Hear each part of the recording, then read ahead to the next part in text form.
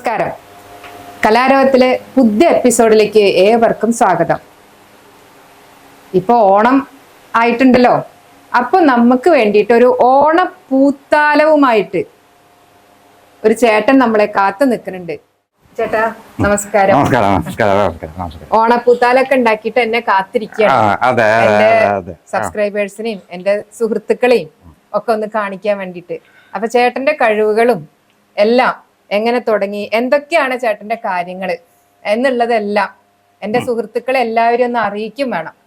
അപ്പൊ ഈ ഓണായിട്ട് ഞാൻ ഇപ്പൊ പരിചയപ്പെടുത്തുന്നത് ചേട്ടനെയാണ്. അപ്പൊ ചേട്ടന്റെ പേര് കാര്യങ്ങളൊക്കെ ഒന്ന് നമുക്ക് വേണ്ടിട്ടൊന്ന്. എന്തായാലും ആദ്യം ഓണാശംസകള്.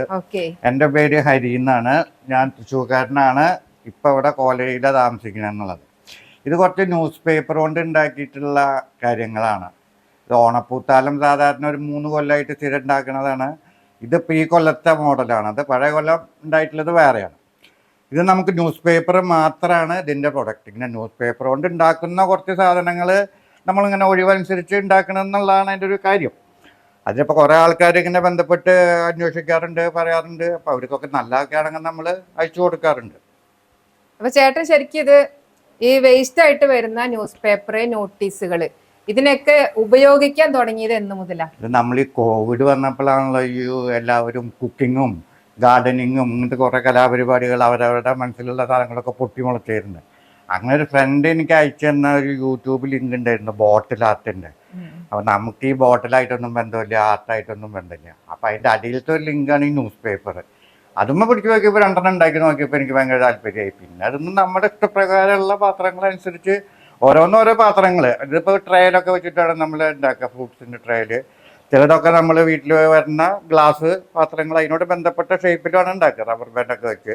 ഇത് പേപ്പർ ആകുമ്പോൾ today's news paper tomorrow's waste paper എന്നല്ലേ പറയാം. അപ്പോൾ വേസ്റ്റ് ഐറ്റംസ് കാശ് കൊടുത്ത് മേടിക്കുന്ന സാധനങ്ങളൊന്നും ഇത് നമ്മൾ ഉപയോഗിക്കുന്നില്ല. വേസ്റ്റ് സാധനങ്ങൾ നമ്മൾ പെയിൻ്റൊക്കെ ഉണ്ടാക്കി പെയിൻ്റൊക്കെ അടിച്ച് കുട്ടപ്പിന് വെക്കുമ്പോൾ കാണാനൊരു ഭംഗി. ഇത് കംപ്ലീറ്റ് പേപ്പറാണ് ഈ സംഭവം. ഇത് നമ്മൾ മേടിക്കാൻ കിട്ടുന്ന പേപ്പർ. ഇത് കട്ടി പേപ്പർ, ഇത് പേപ്പർ, ഇത് പേപ്പർ, ഇത് പേപ്പർ. ഇത് മാത്രം നമ്മൾ കാർഡ്ബോർഡ് ഷൂ ഒക്കെ മേടിക്കാൻ കിട്ടുമ്പോൾ ഷൂ മേടിക്കാൻ കിട്ടുന്നതിന്റെ ചട്ട പോലും കളയില്ല, അതിനടക്കം ഉപയോഗിക്കുന്ന ആളാണ്. അതാണ് കാർഡ്ബോർഡ്. ഇതെല്ലാത്തിനും ബേസിൽ നമ്മൾ കുറച്ച് കാർഡ്ബോർഡ് വയ്ക്കും, അല്ലെങ്കിൽ അത് ടൈറ്റിൽ വരില്ല. ഇതിലൊക്കെ വട്ടം ഇങ്ങനെ കാണുന്നതൊക്കെ ന്യൂസ് പേപ്പറാണ്. പ്ലെയിൻ ആയിട്ട് വരുന്നതാണ് കാർഡ്ബോർഡിന്റെ ഷീറ്റ്. അത് പേപ്പറും വെക്കാം, അത് വെക്കാം. നമ്മൾ കുറച്ചും കൂടി എളുപ്പമുണ്ട്. പിന്നെ അതും വീട്ടിൽ എന്തെങ്കിലും സാധനങ്ങൾ വന്നെന്ന് അറിയുമല്ലോ, വെറുതെ കത്തിച്ച് കളയണം അല്ലെങ്കിൽ പുറത്തേക്ക് കൊടുക്കണം. അപ്പം ആ നേരം ആകുമ്പോൾ നമുക്ക് ഉപയോഗിക്കാൻ പറ്റുന്ന ഒരു സാധനം, നമുക്ക് കളയാത്ത രീതിയിൽ നമുക്ക് ഉപയോഗിക്കാൻ പറ്റും. ഇത് കണ്ടോ, ഇതേപോലെ ഒഴിവനുസരിച്ച് നമുക്ക് തോന്നുന്ന പോലത്തെ ഒരു ഷേപ്പിൽ ഡ്രോയർ. ഇത് 2 ലെയറുള്ളതുണ്ട്, 3 ലെയറിലുണ്ട്. നമുക്ക് ഉണ്ടാക്കാം. അതില് സാധനങ്ങളൊക്കെ പേന, പെൻസില്, റബ്ബർ, കട്ടർ കുട്ടികൾക്കൊക്കെ ഉപയോഗിക്കാൻ ഇതില് സുഖമായിട്ട് ഇങ്ങനെ പേനിട്ട് വെക്കാം. ഏതിൽ വേണമെങ്കിൽ ഇവിടെ ട്രെയിലിട്ട് വെക്കാം, ഇത് ഉള്ളിലിടാം. ഓരോന്നും നമ്മുടെ സൗകര്യം അനുസരിച്ച് നമുക്ക് തോന്നുന്ന ഐഡിയയിൽ ഉണ്ടാക്കണു എന്ന് മാത്രം. ഇത് കണ്ടോ, ഇതൊരു പ്ലൈവുഡാണ്. കളയാൻ വെച്ച പ്ലൈവുഡിനെ സോഫ സെറ്റ് ഒക്കെ ഡെക്കറേറ്റ് ചെയ്ത് വെച്ചിരിക്കുക, നമ്മൾ ഷോക്കേസിൽ വെക്കാൻ വേണ്ടിട്ട്. ഇതൊക്കെ ഒരു പ്രത്യേക തന്നെയാണ്, ആർക്കും ഇങ്ങനെ തോന്നണതല്ല. ഇതൊക്കെ പേപ്പർ ചുരുട്ടി ഉണ്ടാക്കുന്നതാണ്. Complete paper. ആ ഷീറ്റ് കളയണ്ടെന്ന് വിചാരിച്ചിട്ട് ഒരു ഐഡിയയില്. പിന്നെ അടിയിലാകുമ്പോ ഇരിക്കാൻ സ്ഥലക്കുറവുണ്ട്. ഇതാകുമ്പോ സുഖമായിട്ട് വലുതായിട്ട് ഇരിക്കാലോ. ചിരട്ട പോലും കളയാണ്ടതാ പൂക്കൊട്ടാക്കിയിട്ടുണ്ട്. അതില് നമുക്ക് മുഴുവൻ പേപ്പറാണോ? ഇതെല്ലാം പേപ്പറാണ്, കാർഡ്ബോർഡ്. അടിവശം മാത്രം, ബാക്കിയൊക്കെ പേപ്പർ. ഈ വള്ളിയൊക്കെ പേപ്പർ. അതെ, അത് കട്ടിയിലാക്കണം എന്ന് മാത്രം. ഉരുട്ടിയിട്ട് ചെയ്യണതാണ്. ഇതൊക്കെ നമുക്ക് ഇഷ്ടമുള്ള പെയിന്റുകൾ കൊടുക്കാൻ. എന്നിട്ട് അതില് കളർ പേപ്പറിൽ ന്യൂസ് പേപ്പർ എടുക്കാം, മാർച്ച് പേപ്പർ. ഇത് ഫുള്ള് പേപ്പർ തന്നെ. ഇല്ല പേപ്പറിൽ നമുക്ക് എങ്ങനെ വേണമെങ്കിൽ ചുരുട്ടിയെടുത്ത് മടക്കി നല്ല ഷേപ്പിലാക്കിയിട്ട് നമുക്ക് ചെയ്യാം. ഇത് ഏത് കളർ വേണമെങ്കിൽ പെയിന്റ് അടിക്കാം, കറുപ്പ് വേണമെങ്കിൽ കറുപ്പ് അടിക്കാം, ചുമപ്പ് അടിക്കണം കറുപ്പാകുമ്പോ 1 ലെയർ, 2 ലെയർ, 3 ലെയർ. അത് നമ്മൾ ഒഴിവനുസരിച്ച് ഓരോന്നിന്റെ ഉണ്ടാക്കേണ്ട കഷ്ണങ്ങളൊക്കെ ബാക്കി വരും. മുറിച്ച് ആ കഷ്ണം പോലും കളയില്ല, വേസ്റ്റ്. അപ്പൊ അത് മുറിച്ച് അകത്ത് വീട് കഴിയുമ്പോ പിന്നെ അത് കോരി കളയാതെ നിൽക്കണം, അകത്ത് തന്നെ ഇവിടെ വെച്ചിട്ടാവുമ്പോ. അപ്പൊ അതൊക്കെ ഒരു വെച്ച് അതുകൊണ്ട് എന്തെങ്കിലും ചെയ്യാൻ പറ്റുമോ എന്ന് നോക്കിയിട്ട് നമ്മൾ ചെയ്യണമെന്ന് മാത്രം. കിണറ്, കസേര, ആ കിണറ്, കസേര, അതിൽ കുറച്ചും കൂടി ഉണ്ടാക്കി വെച്ചിട്ടുണ്ടായിരുന്നു. അപ്പൊ അത് പോയതാണ്. അങ്ങനെ നമുക്ക് ഓരോന്ന് കളയാത്ത രീതിയിൽ റൂം മൊത്തം കണ്ടോ, ഇതെല്ലാം പേപ്പർ കൊണ്ട് ചെയ്തതാണ്.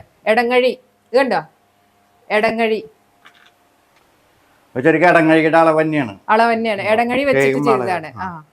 പിന്നെ നമുക്ക് പേപ്പർ കൊണ്ട് ഇതൊക്കെ ഇപ്പൊ ഇങ്ങനെ ഓൺലൈനിൽ ആരെങ്കിലും ഒക്കെ വാങ്ങിക്കുന്നുണ്ടോ? ഇതിപ്പോ ഇങ്ങനെ നമ്മുടെ യൂട്യൂബ് ചാനലിലും ഇൻസ്റ്റയിലും FB ഒക്കെ ഉള്ള കാരണം കൊണ്ട് പല വീഡിയോസും നമ്മൾ അപ്ലോഡ് ചെയ്യാറുണ്ട്. ചിലത് പ്രൊഡക്റ്റ് മാത്രമായിട്ട് അപ്ലോഡ് ചെയ്യുന്നുണ്ട്, ചിലത് ഉണ്ടാക്കുന്നതും അപ്ലോഡ് ചെയ്യാറുണ്ട്. അപ്പൊ ആൾക്കാര് കൈയോടെ ചോദിക്കാറുണ്ട്. അപ്പൊ നമ്മൾ ഓൺലൈൻ ചോദിക്കുമ്പോൾ നമ്മൾ കൊറിയർ അയച്ചു കൊടുക്കാറുണ്ട്. അപ്പൊ ഇത് വെറുതെ ഇരിക്കുമ്പോ ചെയ്തിട്ടുള്ള ഒരു നേരം പോക്ക് ഇപ്പൊ സത്യം പറഞ്ഞ ഒരു ബിസിനസ് പോലെ ചെറിയൊരു ലാഭത്തിനും കൂടി ഇപ്പൊ ഒരു വഴികാട്ടി ആയിട്ടുണ്ട്. ആരെങ്കിലും ചോദിച്ചു കഴിഞ്ഞാൽ ഏത് മോഡലാന്ന് പറഞ്ഞു കഴിയുമ്പോ നമ്മള് ആ മോഡൽ ഉണ്ടെങ്കിൽ അപ്പൊ കൊടുക്കും, അല്ലെങ്കിൽ നമ്മൾ ഒരാഴ്ചക്കുള്ളിൽ ഉണ്ടാക്കി കൊടുക്കും.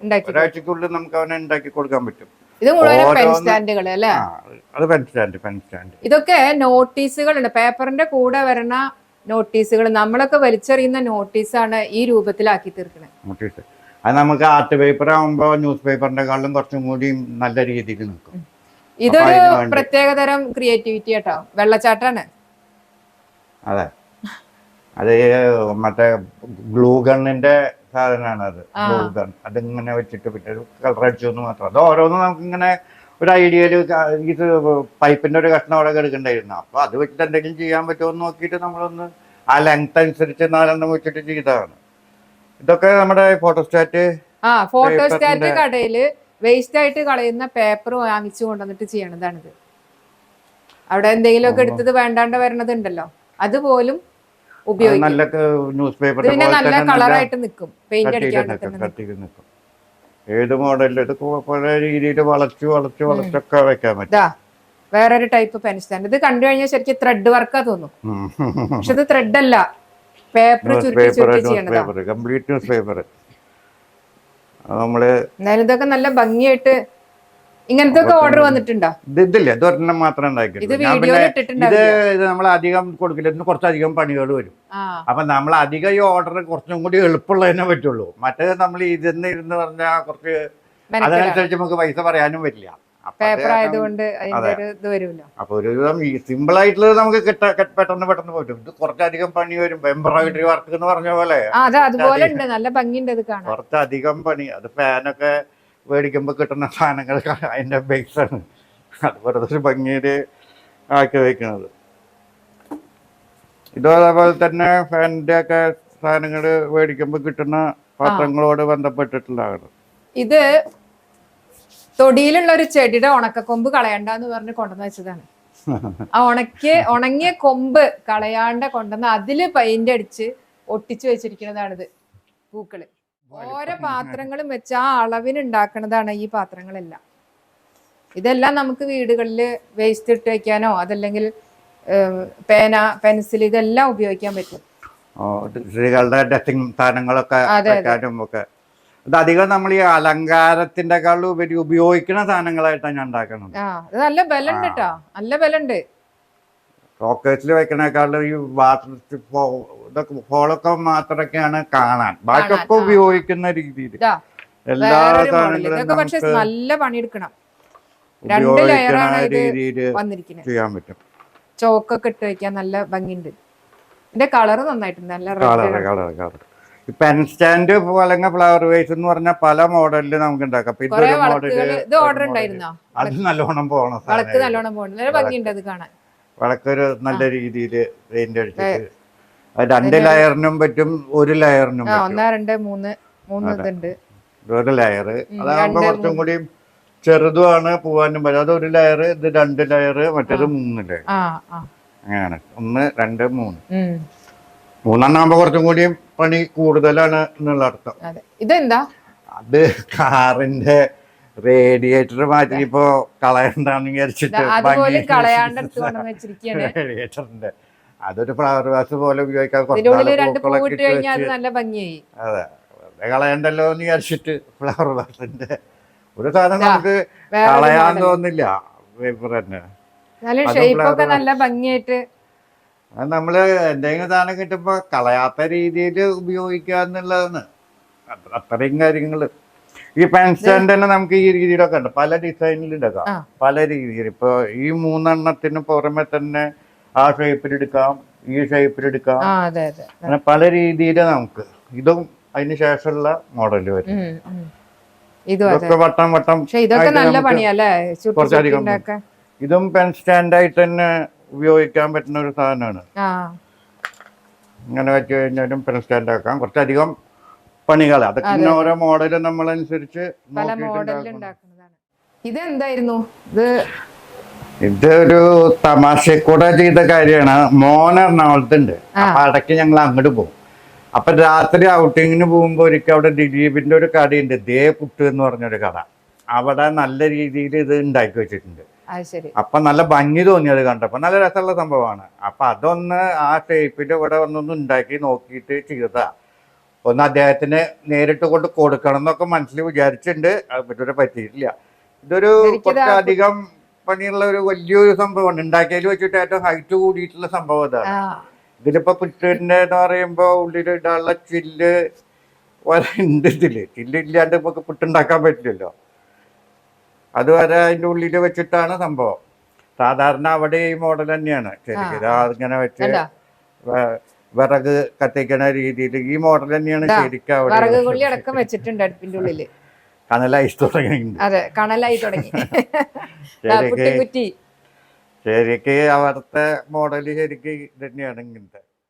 ഇതൊരു വീട് അല്ലേ? നമ്മള് ഇത് വീട് പണി നടക്കുന്ന സമയത്ത് ബാക്കി വരുന്ന സാധനങ്ങൾ ഉണ്ടല്ലോ, പ്ലൈവുഡ്.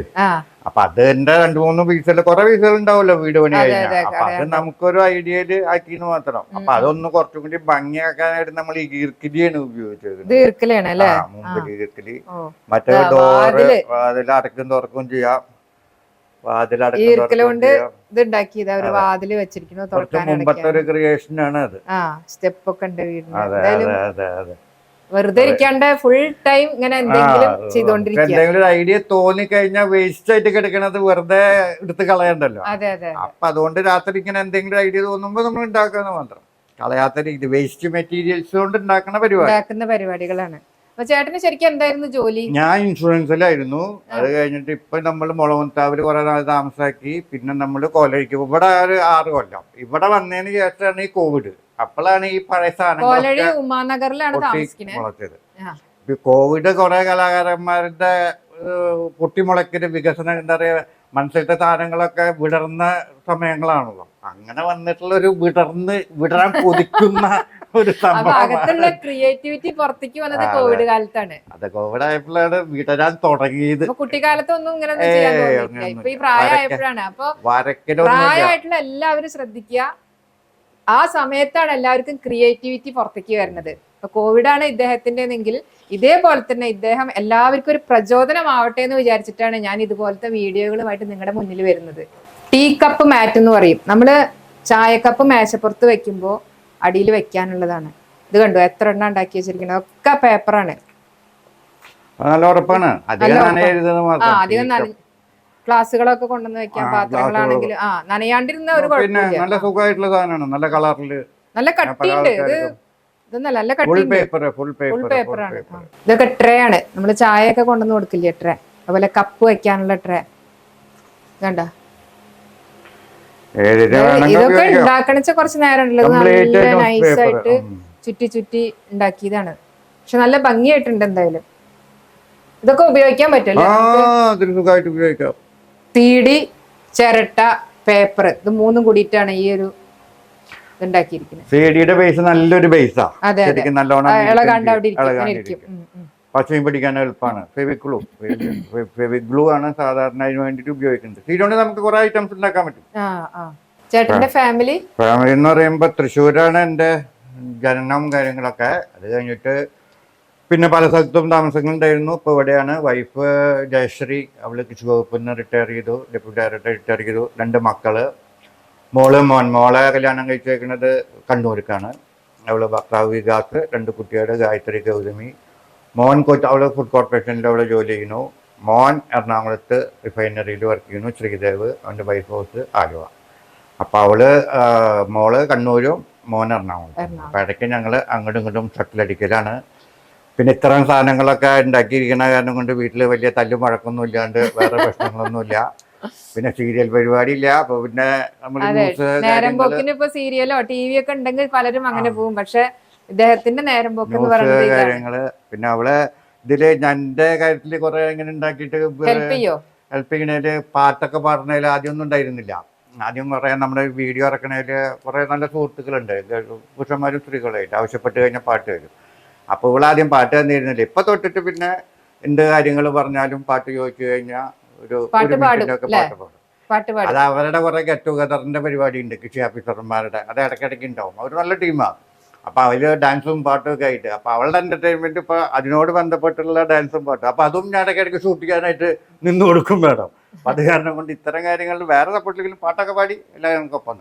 ഓണക്കൊട കടലാസ് കൊണ്ട് ഉണ്ടാക്കിയതാണ്, കണ്ടോ, പിടി കടലാസ് കൊണ്ട്. ഇതെന്താ PVC ആണ്? അത് മാത്രം നമ്മള് കുറച്ച് ഉറച്ച് കിട്ടാൻ വേണ്ടിട്ട് PVC പൈപ്പിന്റെ വെച്ചു. ബാക്കിയൊക്കെ പൈപ്പ്, കുറച്ച് കമ്പി അതൊന്ന് ഉറപ്പ് കിട്ടാൻ, ഒരു ചെറിയൊരു ഉറപ്പ് കിട്ടാൻ വേണ്ടിട്ട് 5-6 കമ്പി ആഡ് ചെയ്തിട്ടുണ്ട്. ബാക്കി ഫുള്ള് പേപ്പർ കൊണ്ടാണ് ഓണക്കൊട. അത് ഇങ്ങനെ കടലാസ് കൊണ്ട് നല്ല ഉറപ്പില് ഇതിന് കളർ അടിക്കാനുണ്ട് അല്ലേ? കളർ അടിച്ചു കഴിഞ്ഞാൽ കുറച്ചും കൂടി നിൽക്കും. ദൈവശ്രമം വേണ്ട. ഇങ്ങനെ പേപ്പർ ഓരോന്ന് ശരിക്കും ഓലക്കൊട പോലെ തന്നെ ആ മടക്കെല്ലാം വന്നിരിക്കുന്നത്. ചേട്ടന് ഇപ്പൊ ഈ ഒരു നേരം പോക്കായിട്ട് തുടങ്ങിയതാണെങ്കിലും ഇതുകൊണ്ട് ഉണ്ടായിട്ടുള്ള ഒരു ഗുണം എന്തൊക്കെയാന്ന് ഞങ്ങളുടെ പ്രേക്ഷകർക്കൊന്ന് മനസ്സിലാവാനായിട്ട്.